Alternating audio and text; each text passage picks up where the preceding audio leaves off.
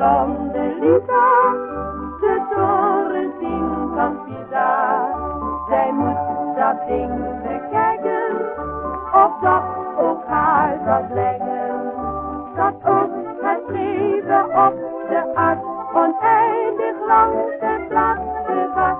Daarom ga ik met Lisa de toren zien van Pisa. Karel en Lisa beminnen elkaar, zij werden samen een paar.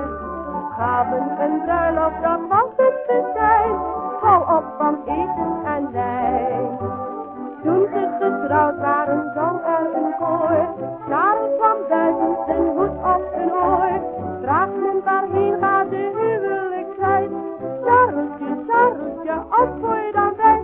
Ga met mijn blonde Lisa de toren zien van Pisa.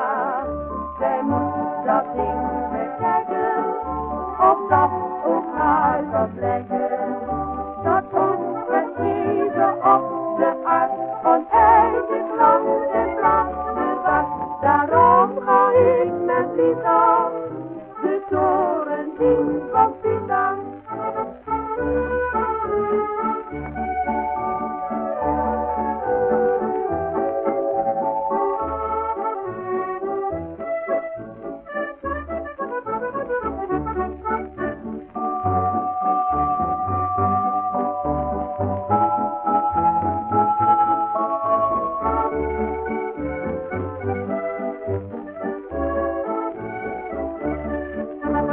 Met mijn blonde Lisa